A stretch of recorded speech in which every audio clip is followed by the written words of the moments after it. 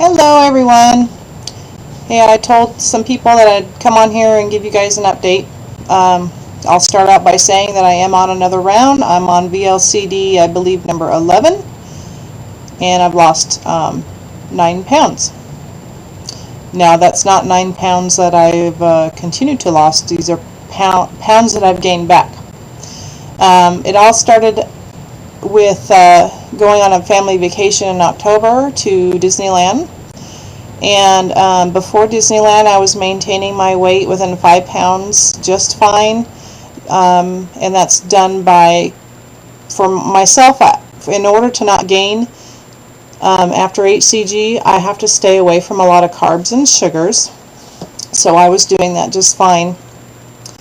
Now when I go back, or attempt to go back to eating crap and, lots of carbs and probably too many calories, etc., I gain really fast. So that's what happened. I went on vacation, and it's like something just, I don't know if you call it addiction or what, but once I start eating a lot of carbs, I cannot stop. Like I know that it's not doing good for my body, but I continue to do it. And it's strange. It's like I can't stop. It's so I'm like, the only way I know to control it and to kind of relearn what's good for my body and what's not is to go back on HCG. So that's what I have done. I had gained back 15 pounds within 2 months. So, well, 15 including the 5 that I was already playing around with. So, so I'm back on HCG, and I'm doing great. Of course, my first week, I've always, I kind of feel crappy, tired, no energy, headaches, blah, blah, blah. But I'm done with my first week. I'm into my second week, and I'm feeling much better. And another cool thing, I'm going to go a longer round this time instead of a real short one, I think, that I did last time. I have another goal, a little carrot in front of me, which helps me a lot to kind of think of why I want to look really, my best. So I'll show you. My husband is one of the top sales guys in the nation for his company, and he won us a Cancun, Mexico trip, and we're going to be going in February. So I'm like, if I want to get me in somewhat of a bathing suit and hanging out by the pool, I need to feel better and look better about myself. So here is a picture of where we're going to be going. I don't know if you'll be able to see it very well. But there it is. It's called Paradisus, and it's in Cancun, and it looks gorgeous. I've never been to Mexico, so it'll be a new experience, and I'm looking forward to it. Whole week going. It's all paid for, and even the flight. It's all inclusive. So, oh God, that's going to be fun eating there, huh? Woo! I'm sure. Hopefully by then I'll be trained, right? Now, I made this video because I'm wondering, is there a doctor in the house or a nurse that can figure out my body? Now, I'm not going to go into a long explanation. I'm going to try and make this as quick as possible because, I only have so much time. Okay, this all kind of stems back in 1997. I had a surgery done, and it's called Nissan palpitation. I think it's a longer word, and I can't even pronounce it. But any doctor or nurse who is listening knows what that is. It's where they take the top of my stomach and wrap it around my esophagus to make it tight, so I'm not having the acid reflux that I was having every day back then, that medicine was not controlling. And so after I had that surgery, about 6 months later, I became pregnant with my first child, my daughter, who is now 11 years old, or almost 11. And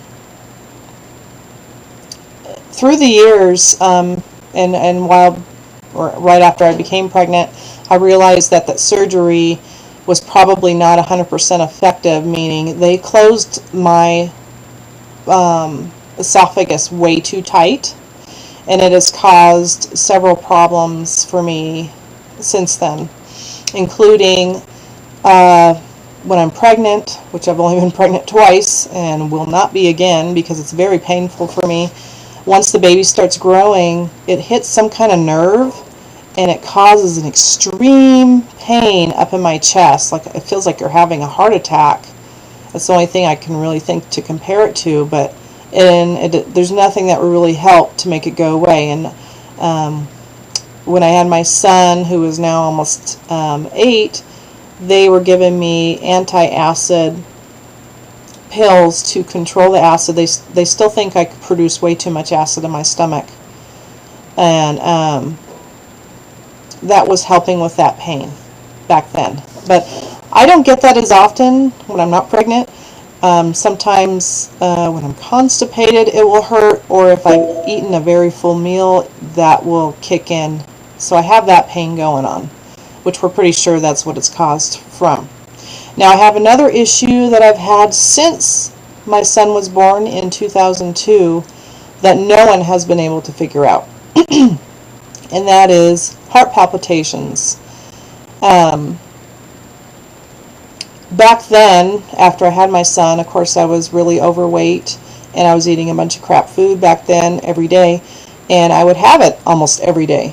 It got so bad, my heart palpitations, racing heart, skipping beats, pounding just so hard that I couldn't sleep. I couldn't even sleep in bed. It would help to be upright, so I'd sleep in the recliner that we have almost every night. And they finally, after I lost the weight a couple years ago, after starting HCG, I was still having it once in a while, but not as often. They took me out, well, oh gosh, this goes back way more than that. They originally put me on heart palpitation medicine to control my heartbeat, and that was after they did a stress test. They looked at my heart through ultrasound and made sure my heart was normal, and it was, so I don't have any heart issues. So we ruled that out.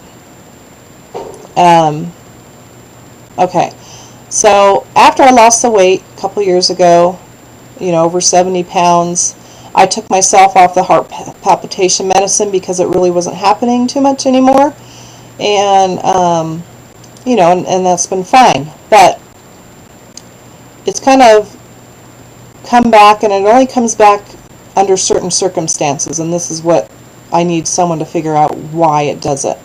Okay, so if I eat a very sugary dessert, say like a big piece of birthday cake or something, it kicks in almost right away, where my heart races so fast that it feels like I just ran 2 miles and it won't stop, even though I'm just sitting there on my butt not doing anything. So that's strange. But every single time I have an alcoholic drink, it does it. And that's what is weirding me out, because I'm not sure why it would do that. And I want to get some ideas from the YouTube people out there, because my doctor can't figure out. I've ran insulin tests, glucose fasting tests to make sure, my insulin's not going too high, and it's not. We ran hormone tests, thyroid tests, all the tests that she could think of giving me. We did blah, blah, blah. I don't know. I'm running out of time, and it doesn't matter if I have 1 drink or 5. I am up for hours and hours every night, or the night I have a drink. Say if I have 1 beer, I'm up till 4 in the morning with a racing heartbeat that will not quit. And I want to know why it does that. So I'm just asking for help out there. If anyone has any ideas, to shoot me a comment, I'd appreciate it. My doctor is stumped and can't figure it out. So I'm running out of time, but we'll update you soon. Bye.